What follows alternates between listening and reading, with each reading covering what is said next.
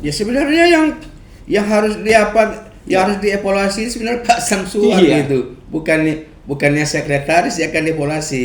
Bagaimanapun ketua DPD itu bertanggung jawab, bukan sekretaris yang bertanggung jawab gitu. Kenapa mungkin kader itu lari ke sini ini satu bentuk gitu. Suatu bentuk kemarahan Partai Golkar gitu. Kepada beliau gitu. Karena tidak ada kepercayaan Pak Sam lagi sama kader-kader gitu. Semua masukan dan saran dan masukan nggak ada yang pernah jalan gitu. Iya depan kita, ya belakang lain gitu. Aneh lah. Pak Sam ini seperti ini gitu. Ya bagaimana kita mau apa sama kadernya Pak Cahaya gimana, sementara kita disuruh untuk bekerja, untuk berbuat, untuk menang Golkar. Sementara beliau nggak percaya gitu sama kadernya sendiri gitu. Jangan menggiring dengan orang-orang yang ke depannya nanti tidak membawa Golkar di masa jaya-jaya nanti gitu. Itu seharusnya. Dan pada hari ini gitu. Dan pada hari ini gitu. Karena Golkar semua kan sudah marah gitu sama beliau gitu. Dengan sikap beliau yang arogannya gitu kan. Sikap arogannya menggiring ke sana ke sini gitu kan. Tentu membuat perpecahan. Dan banyak ya keluhan-keluhan dari bawah kader-kader Golkar. Kalau gini kondisinya tentu berharap daripada bikin perpecahan, bikin kekisruhan ya Pak Sam harus mundur gitu. Iya harus mundur gitu. Artinya beliau tidak memberikan yang terbaik. Tidak memberikan yang terbaik di akhir masa jabatan beliau gitu. Tidak menjadi setawa dingin gitu. Jadi kita berharap beliau kalau ini yang terjadi, ini bikin perpecahan. Di internal Golkar gitu. Mendingan beliau mundur gitu. Dan sekarang muncul nama Pak SF kan. Pak SF. Itu sah-sah saja gitu. Dan semua itu kan tergantung diskresinya DPP sebenarnya. DPP. Kalau DPP menginginkan beliau dan beliau bersedia, ya kenapa tidak gitu. Dengan berbagai hal-hal pertimbangan yang dilakukan oleh DPP gitu. Ya, kenapa tidak gitu. Semua kan DPP gitu. Ini diskresi DPP gitu.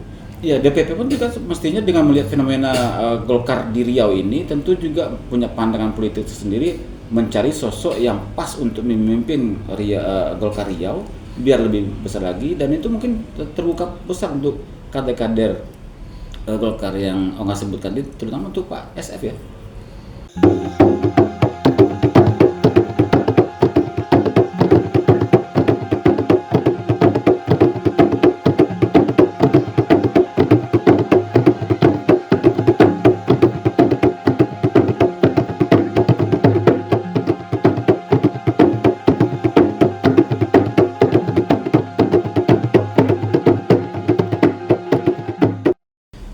Assalamualaikum warahmatullahi wabarakatuh, sahabat-sahabat Sanggam, sahabat-sahabat SS, sahabat-sahabat pencinta Golkar.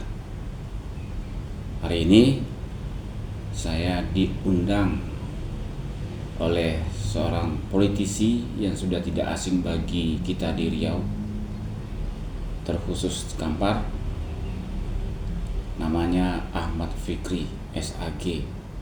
Kalau biasa dipanggil adalah Onga Fikri, singkatannya Ofik. Beliau mengundang saya secara spesial, awalnya hanya setakat ngopi pagi. Tapi karena hujan, akhirnya ngopi itu berlanjut ke podcast di ruangan kerja Onga Fikri ini. Teman-teman, biasanya dalam sebuah perhelatan politik, agenda politik, apakah itu pileg, pilpres, pilkada, baik provinsi ataupun kabupaten kota, setelah terpilihnya pemimpin baru, suhu politik itu agak relatif dingin. Kita akan bahas situasi politik di Riau terbaru, khususnya untuk di DPD Partai Golkar Provinsi Riau. Onga, apa kabarnya? Alhamdulillah kabar baik. Kabar baik. Pak Saiful Sanggam. Iya, S ya. Kabarnya agak kurang enak badan, pilek ya karena jadi Ya ini hujan nih, cuaca nih. Iya. Suaranya Ya, masih kedengaran. pilek ya. Berpengaruh nih kan cuaca nih kan, hujan. Tapi pada dasarnya sehat nih ya. Alhamdulillah sehat. Berkat doa Saiful Sanggam lah kan. Dan kita semua. Dan kita semua. Semua orang itu mendoakan Nona tetap sehat, tetap punya kiprah yang maksimal untuk masyarakat kita, terutama di Golkarnya. Amin, amin, amin. Oh enggak, posisi di DPD Golkar Riau, Korda kalau nggak salah ya? Korda Kampar ya? Ya, wakil ketua bagian pemenang pemilu. Ya, Korda Kampar kan. Oh enggak, seperti pengantar saya tadi, selepas agenda politik pemilihan ya, biasanya kan suasana ataupun suhu politik itu agak adem, agak tenang, agak santai, menikmati hasil dari pemilihan tadi. Tapi ya enggak, musim hujan ini tidak bisa meredam panasnya suhu politik di Golkar Riau. Apa yang terjadi enggak? Ya memang saya lihat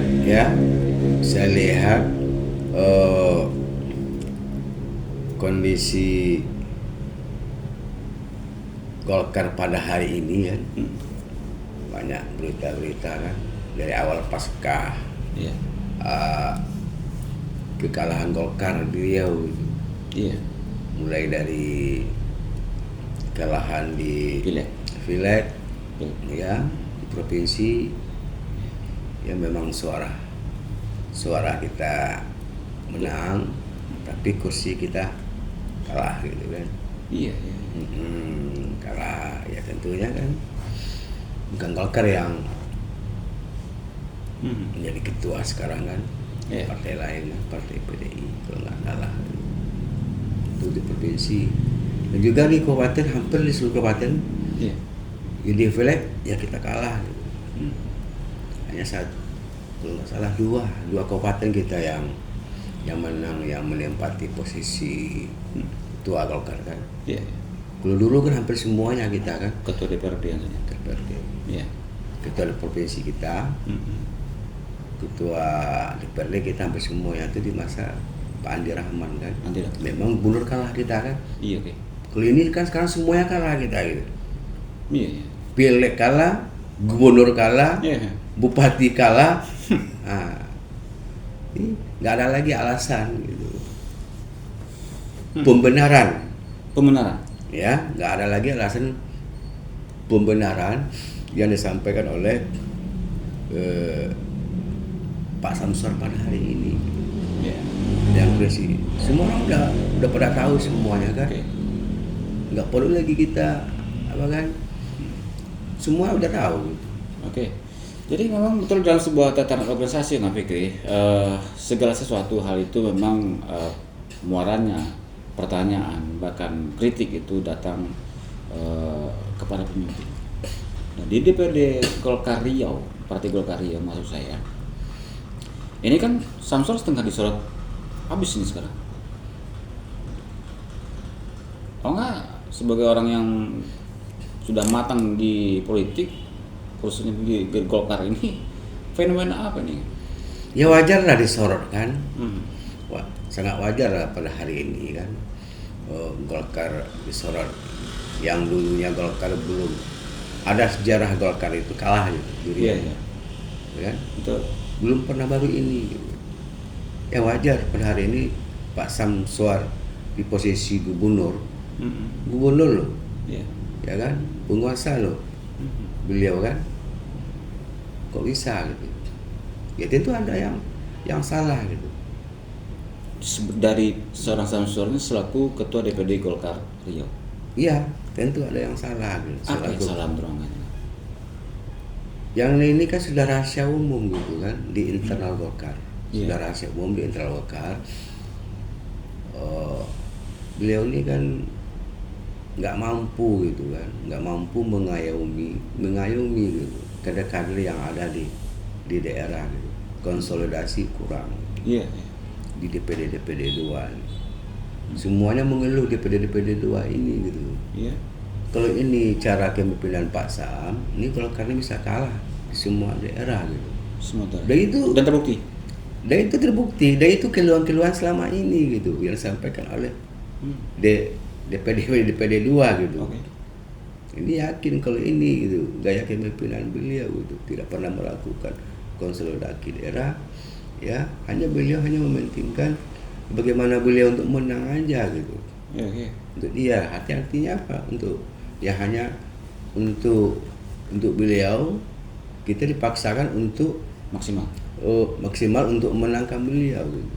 Nah, sementara kan untuk melakukan konsolidasi tidak maksimal ya tidak maksimal gitu. Ya gimana DPD 2 itu bergerak untuk menangkan hanya untuk menangkan beliau, sementara DPD 2 enggak kurang greget ya. Kurang konsolidasinya gitu. Hanya cuman disuruh konsolidasi kita tapi tidak ada dukungan. Ya, suara-suara dari DPD kabupaten kota ini kan tadi yang menyebutkan bahwasannya memang konsolidasi ataupun komunikasi antara DPD provinsi dan kabupaten kan kurang ya. Terutama Pak Samsur adalah pemimpin ini ya. Saya akan bahas itu kemudian ingat. Tapi ingat, dalam sebuah organisasi tadi selain pemimpin, selain ketua DPD Golkar Riau itu ada perangkat-perangkat organisasi. Mungkin ini tidak jalan juga nggak? Atau mungkin Samsur ini tidak menggunakan ataupun tidak melakukan pembinaan di internal partai. Nah itu yang saya bilang tadi, pembinaan tadi itu nggak ada. Pembinaan itu tidak ada. Okay. Nah, kalau itu yang menjadi keluhan keresahan DPD 2 di semua kabupaten. Ya, baik. Makanya hasilnya ini gitu. Dan wajar gitu. Dan saya nggak heran pada hari ini kalau Golkar pada hari ini kalah gitu. Karena hampir semua kader-kader bawah sudah menyatakan kalau gini caranya, kalau kurang pembinaan dari DPD 1, ya kita kalah gitu. Itu keluhan gitu yang merasakan. Gitu. Jadi nggak heran. Kalau menurut saya wajar pada hari ini gitu. Golkar malah mengalami kekalahan di Provinsi Riau. Dengan kekalahan ini, terutama ini kan Samsur ketua DPD Golkar Riau kalah di Pilgub Riau kemarin ini yang beberapa waktu lalu. Saya pikir dalam sebuah tataran organisasi paling ini ada suara-suara dari kader Golkar secara umum di Riau untuk istilahnya meminta pertanggungjawaban ataupun mengkritisi ketua ini gitu. Ada gitu? Gimana? Ya hampir di setiap pertemuan kita sudah melakukan menyampaikan masukan-masukan dan saran-saran gitu kepada beliau. Kalau kita menang, ya ini harus dilakukan. Ini pembinaan di setiap kabupaten wajib kita lakukan kalau kita menang gitu. Samsur diminta mundur segera sebagai ketua DPD Golkar. Nggak dengar itu ya? Segera loh. Nah ini kita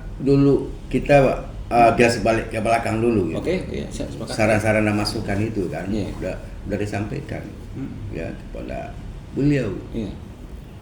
Dan ini tidak pernah berjalan gitu. Tidak didengar. Aspirasi dari internal pengurus DPD 1 dan juga pengurus DPD 2 gitu. Iya betul.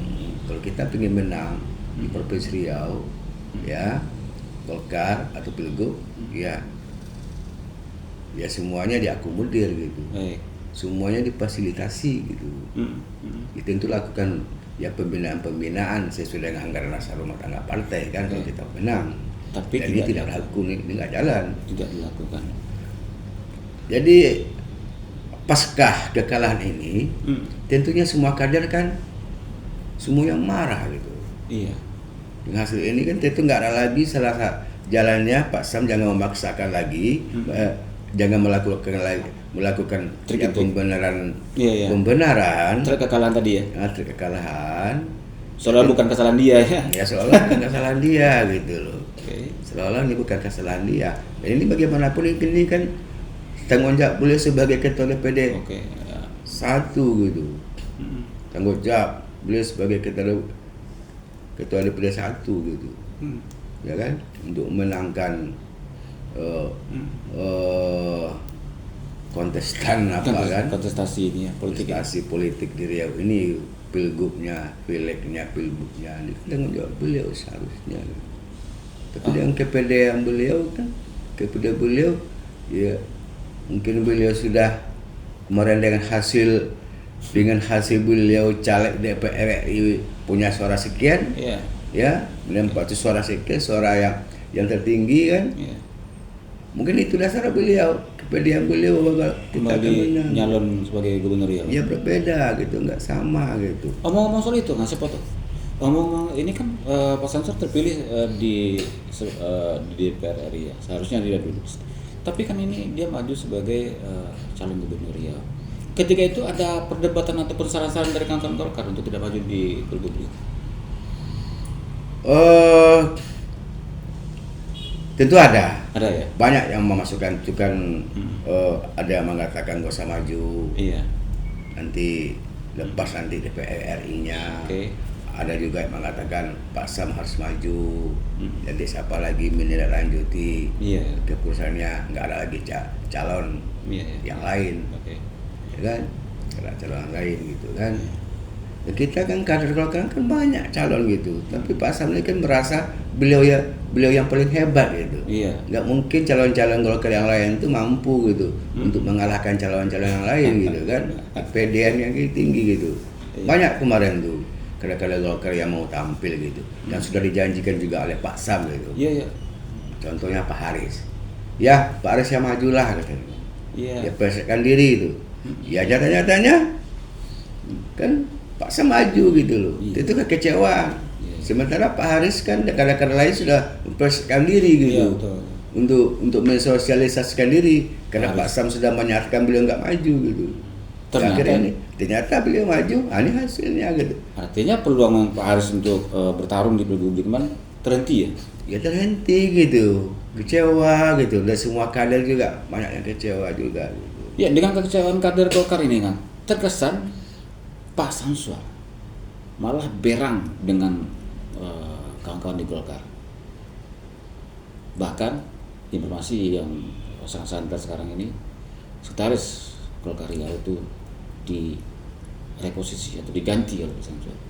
Nah, itu reaksi dari kemarahan beliau terhadap kritik itu gimana? Ya sebenarnya yang harus harus dievaluasi sebenarnya Pak Samsur gitu. Bukannya sekretaris yang akan dievaluasi. Bagaimanapun ketua DPD itu bertanggung jawab, bukan sekretaris yang bertanggung jawab gitu. Kenapa mungkin kader itu lari ke sini ini satu bentuk gitu. Suatu bentuk kemarahan Partai Golkar gitu. Kepada beliau gitu. Karena tidak ada kepercayaan Pak Sam lagi sama kader-kader gitu. Semua masukan dan saran dan masukan nggak ada yang pernah jalan gitu.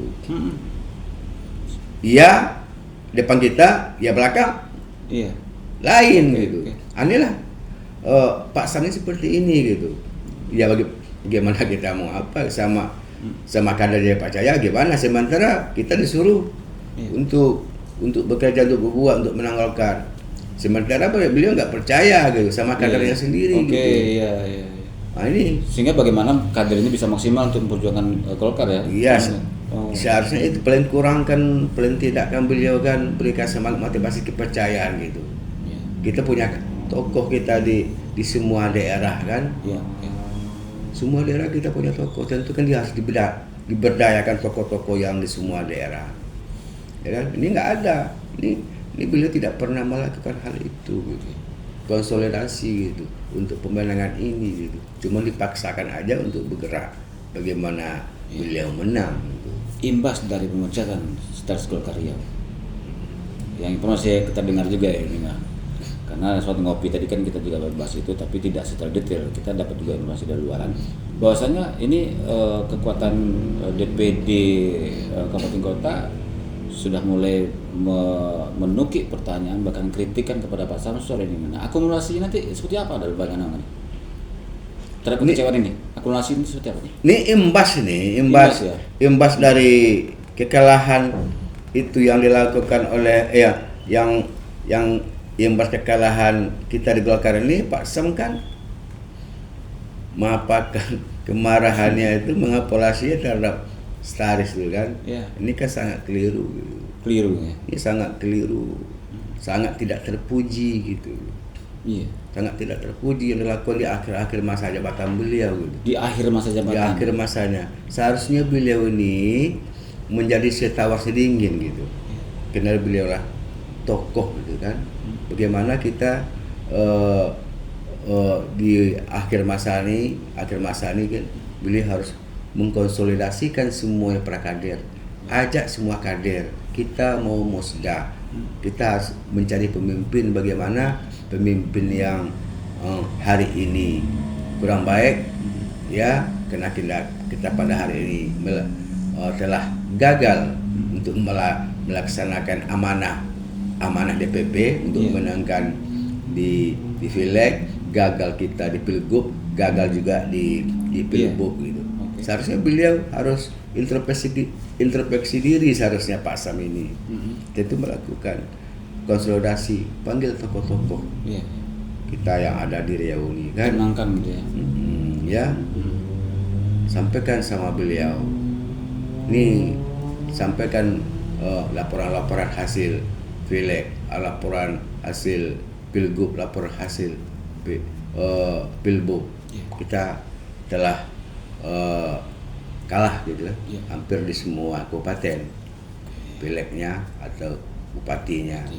Dan saya mohon nanti kepada tokoh-tokoh nanti ya kedepannya bagaimana Golkar kedepannya bisa jaya kembali, kan itu seharusnya yang dilakukan oleh beliau gitu. Itu seharusnya lakukan beliau, tidak lagi mengotak-ngotak gitu. Sekarang yang terjadi ini mengkotak-kotak gitu. Beliau menggiring ke sana, menggiring ke sini gitu. Jadi terambang-ambing gitu. Jadi ada perpecahan gitu di tubuh Golkar pada hari ini. Dan itu perpecahan karena elit Golkar, Ya tentunya sepuh Golkar juga gitu. Iya, tentunya melihat sikap gitu. Sikap dari ketua kita seharusnya. Kalau sikap ketua tidak melakukan hal-hal yang seharusnya yang tidak menjadi yang tidak membuat perpecahan ini, ya tokoh-tokoh kita kan, senior-senior kita kan nggak akan marah gitu. Seharusnya beliau harus meninggikan suasana, kan kita sudah kalah, yang bikin lagi hal-hal yang tidak diinginkan oleh kader gitu, oleh tokoh-tokoh, menambah kemarahan gitu, menambah kebencian gitu terhadap beliau gitu. Sementara kita mengharapkan beliau ini adalah, kita antarkan beliau Usdani sampai akhir masa jabatan beliau dengan baik gitu. Tapi tokohnya silakan, siapa yang diinginkan oleh tokoh, yang diinginkan oleh kader-kader kita, tentu yang terbaik itu. Saya aja kemarin gubernur, gubernur saya pada hari nggak mampu saya untuk membawa Golkar ke depan. Tentu yang ke depannya tentu orang-orang yang lebih hebat lagi yang dari gubernur saya gitu. Ideal kan seperti itu. Ingin mengatakan ketika Samsur habis periodenya jangan maju lagi sebagai ketua Golkar, itu maksudnya? Enggak.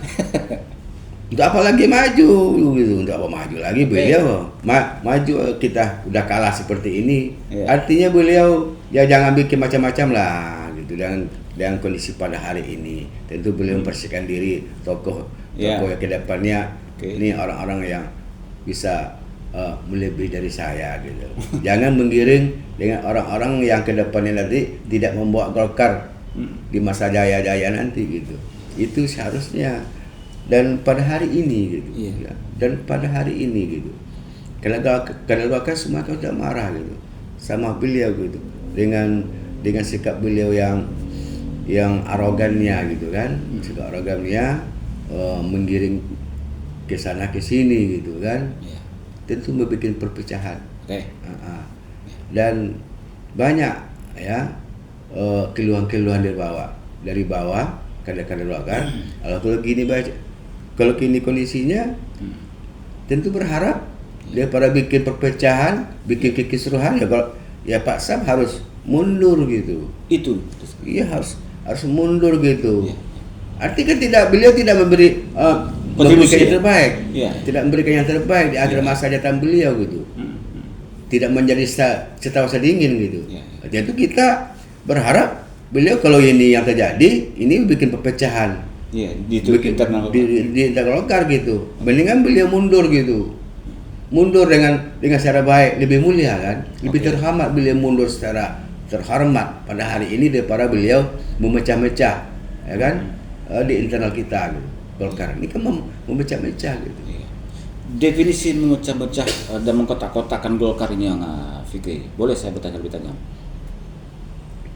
Artinya ini kan sebuah langkah bagaimana kekuasaan Samsur ini tetap langgeng di Musda Golkar Riau nanti, ini kan langkahnya konkret dan bisa dibaca secara simpel karena kan kalau Samsur tidak mau maju lagi, dia kan tentu tidak akan berusaha untuk kota-kota ini memposisikan kawan-kawan di Golkar Riau tentu.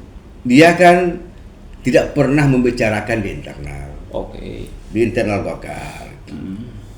Di internal Golkar cuma satu orang, ya 1-2 orang aja. Oh ya, yang dibawa bicaranya.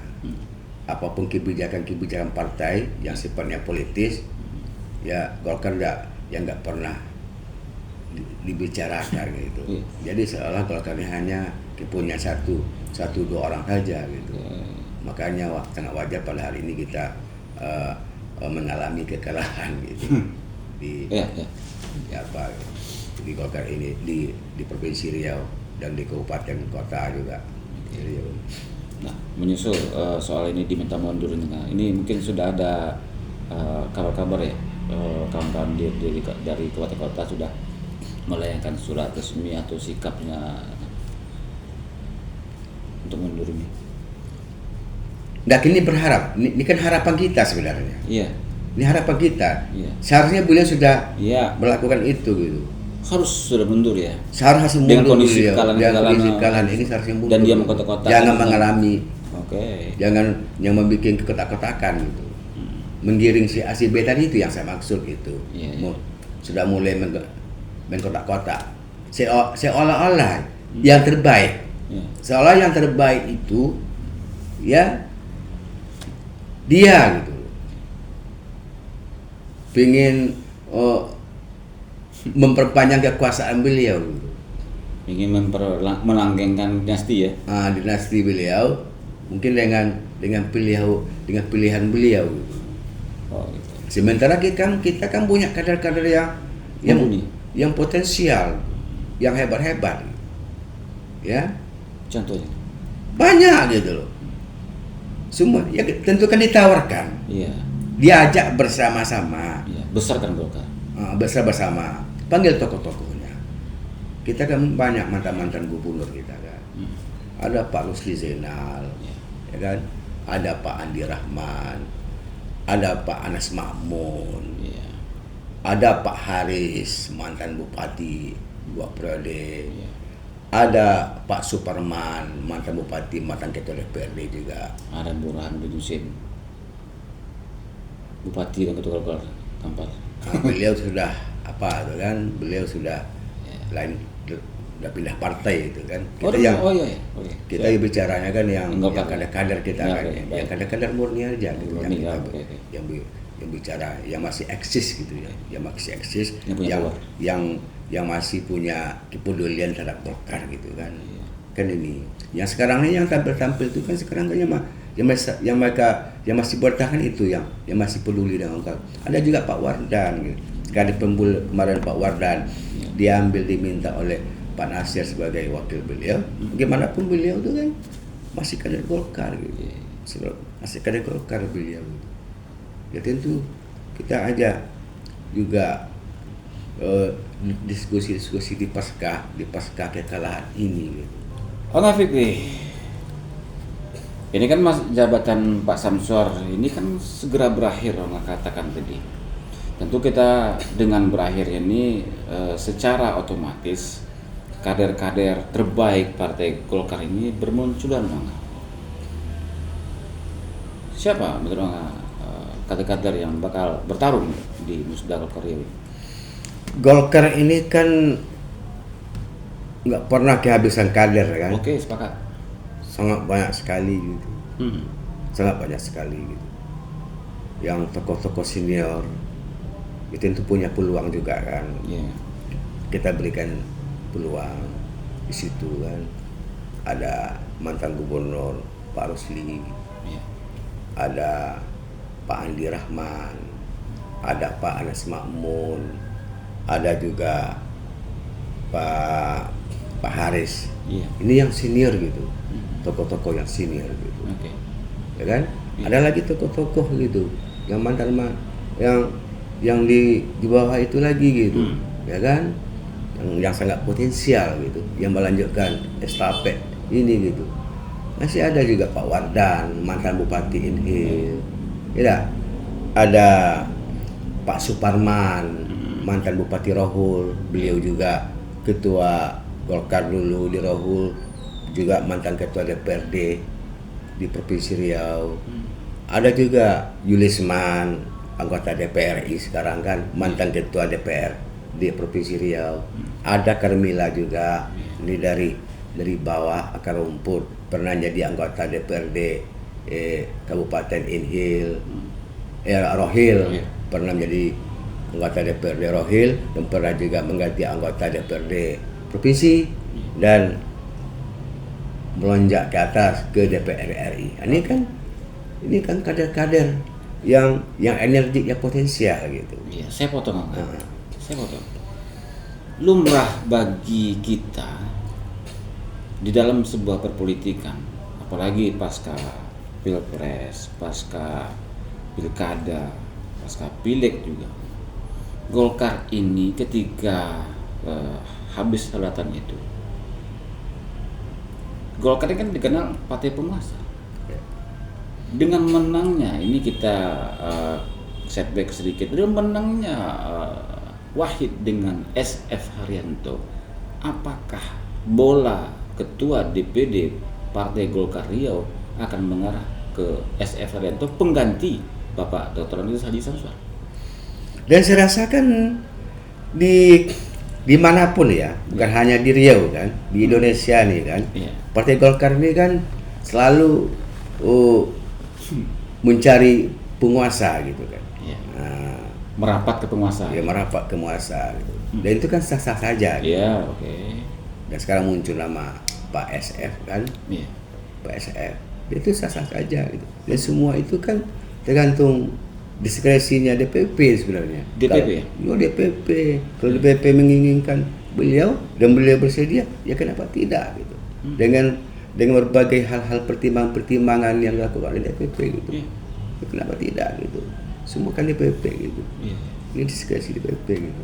Iya, DPP pun juga mestinya dengan melihat fenomena Golkar di Riau ini tentu juga punya pandangan politik tersendiri, mencari sosok yang pas untuk memimpin Golkar Riau biar lebih besar lagi, dan itu mungkin terbuka besar untuk kader-kader Golkar yang nggak sebutkan itu, terutama untuk Pak SF ya. Ya, selain dari internal ya. Iya. Tentu kan dulu didiskusikan dulu kan, di internal dulu. Siapa kira-kira ya kan di internal, ada Pak siapa namanya, ada si Pak Suparman, Haris, Pak Haris, ada juga Pak Wardan, ada juga Pak Yulisman, ada juga Bu Carmila nih kan. Ini kan kader internal kita. Kalau mungkin di antara kader-kader internal ini ya tidak siap untuk mampu, ya tentu kan DPD punya pilihan-pilihan. Dan itu kan sah-sah saja. Sah-sah saja kalau DPD melakukan diskresi, ya tentunya kita harus ya mendukung gitu apa yang menjadi dari kebijakan DPP gitu. Itu kebijakan DPP gitu. Nggak ada yang salah gitu. Nggak ada yang salah. Ketua umum itu punya hak beliau gitu kan, punya pilihan beliau. Kalau beliau menginginkan si A, ya kan, umpamanya gubernur, ya kan, atau wakil gubernur berada di posisi kekuasaan pada hari ini gitu kan. Iya. Tapi yang belum punya partai kan, enggak. Oke. Ya kenapa tidak? Itu kan sah-sah saja gitu. Oke. Dan peluang itu besar, sangat besar gitu. Besar ya. Ya tentunya ini kan harus Secara internal sudah selesai dulu ya nih. secara internal Ya. harus disetujui dulu secara internal. Ya. Nah, nanti DPP yang melakukan apalah kan Iya. koordinasi dengan tokoh-tokoh yang ada di Riau. Analisis saya sederhana saja ya, dan berkaca pada pengalaman. Ini bola sepertinya sudah mengarah ke SF Haryanto dan Ama siap dukung SF Haryanto. Ya kalau itu sudah menjadi kebijakan siapapun gitu kan, siapapun gitu yang diusung yang diapakan oleh DPP ya kita mau tak mau ya wajib dukung gitu. Kalau itu beliau punya niat baik ya kan, punya niat untuk membesarkan partai Golkar yang selama ini yang sudah terpuruk gitu. Kenapa tidak gitu? Iya. Serasa mungkin seperti itu. Gimana ternyata dinastinya Samsudin tetap bertahan? Apa prediksi Anda masa depan Golkar? Tetap bertahan. Kita nggak kawan-kawan Golkar tidak berhasil memaksa dalam terbetik memaksa mundur dan dia bertahan. Apa yang prediksi Anda terhadap masa depan Golkar nih? Tetap. Golkar tentu akan lebih hancur lagi gitu. Lebih hancur lagi gitu. Lebih dasar gitu. Lebih dasar ya. Lebih dasar lagi kehancuran Golkar kita melihat gitu. Kenapa itu? Karena Pak Sam ini kan nggak pernah mengajak gitu kan. Tokoh-tokoh ini gitu. Nggak minta masukan dan saran-saran kepada tokoh-tokoh itu. Ini kan tokoh-tokoh ini kan sangat luar biasa yang punya kontribusi selama ini terhadap Golkar Provinsi Riau. Di Pelawan Pak Aris, dulu di Rohul Pak Suparman, ya enggak kan? Di Inhil juga Pak Wardan, ya enggak? Banyak gitu. Di Inhil, di Rohil juga Golkar gitu kan. Sikap Anda terhadap kisru ini, atau mungkin saran yang pendapat yang ada dari ya tentunya kita punya sikap sebagai kader kan. Iya. Kita berharap ya Pak Sam itu kan menjadi setara setinggi lah ya, di akhir masa jabatan beliau jangan bikin yang macam-macam lah, jangan menambah permusuhan, jangan menambah kericuhan di tubuh Golkar ini. Inilah yang bikin Golkar ke depan akan semakin hancur gitu. Dan saya akan yakin dan percaya gitu kalau ini dilakukan oleh Pak Sam di akhir masa jabatan beliau ini akan terjadi hiruk pikuk gitu di tubuh Golkar sendiri gitu. Akan terjadi hiruk pikuk. Akan terjadi. Ngafi yakin dia? Aku yakin saya akan terjadi hiruk pikuk gitu. Dan ini harus sesegeranya diantisipasi oleh Pak Sam.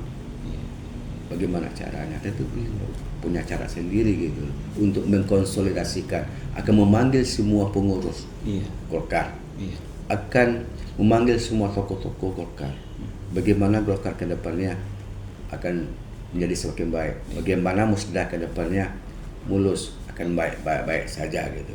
Dan jangan dengan kondisi pada hari ini Samsua di akhir masa jabatannya memberikan semacam evaluasi terhadap sekjen, pencopotan terhadap saudara Indra Gunawan kan. Ini kan suatu sifat yang tidak bagus, sifat yang tidak baik gitu.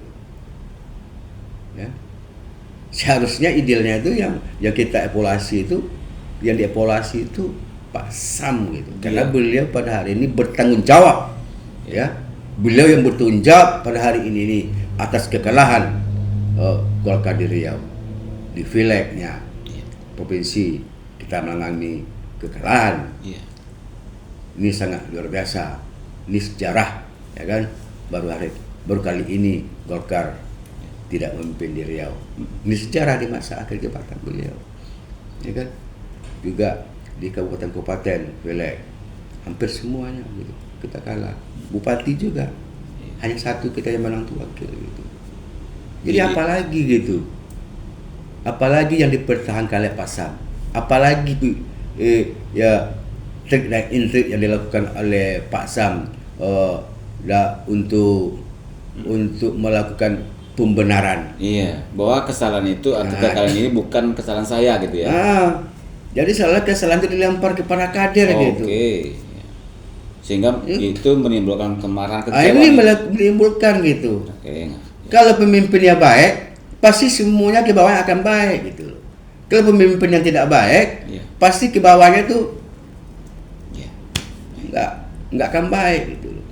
Jadi kita harus introspeksi diri lah gitu. Semuanya itu ya pola gitu. Cara kepemimpinan beliau, bagaimana beliau memimpin Golkar di Riau. Dan ini selama ini lagu Pak Sam ini tidak bagus gitu. Tidak bagus gitu. Serasa seperti itu. Oke. Teman-teman, Partai Golkar punya tagline ataupun slogan. Suara rakyat adalah suara Golkar adalah suara rakyat ya. Gimana dengan? Suara Golkar adalah suara rakyat. Otomatis dengan fenomena yang terjadi di DPD Partai Golkar provinsi tentu adalah suara rakyat, mungkin akumulasi dari kekecewaan para kader Golkar itu sendiri. Bang Fikri, ya. Closing statement Anga yang agak keras mungkin atau yang lembut atau mungkin silakan ya. Closing statement saya yang terakhir tentu saya berharap ya sebagai kader Golkar ya kan untuk meminta kepada Pak Sam mengundurkan diri gitu. Ya. Untuk mengundurkan diri ya. Ulang, jangan dipotong. Oke, Anga Fikri sebagai politisi senior di Riau dan nggak asing lagi bagi kita dan sebagai Korda Kampar ya, apa mungkin closing statement dari yang untuk Pak Samsuar dan Golkar secara khusus? Silakan. Ya, closing statement saya pada hari ini kan hasil wawancara sama Pak Saiful Sanggam, tentunya saya berharap ya sebagai pengurus DPD 1 meminta kepada Pak Sam ya dengan hati yang jernih ya, karena beliau tidak mampu menjadi setawar sedingin ya di tubuh Golkar, beliau minta mengundurkan diri, dan kita berharap kepada DPP Partai Golkar untuk segera ya mengevaluasi Pak Samsuar karena beliau dianggap gagal untuk memimpin Partai Golkar yang besar ini di Riau. Ini baru sejarah, gitu kan? Sejarah Golkar Riau. Mudah-mudahan harapan kita teman-teman ya yang terbaik buat Golkar, sehingga Golkar di masa yang akan datang bisa mendapat sebuah prestasi politik untuk masyarakat kita seluruhnya. Terima kasih, tentunya. Ya. Saya pikir saya tidak akan memberikan pertanyaan yang berpolu untuk Anda. Kita santai-santai aja biar agak dingin ya. Tapi walaupun dingin musim hujan, seperti yang saya katakan tadi, musim hujan tidak bisa meredam panasnya di tubuh Golkar Riau ini. Sehat selalu dong. Sukses. Alhamdulillah sehat selalu semuanya kan. Demikian teman-teman podcast kita kali ini. Mudah-mudahan gambar ini bisa menjadi acuan bagi kawan-kawan semua. Assalamualaikum warahmatullahi wabarakatuh. Waalaikumsalam.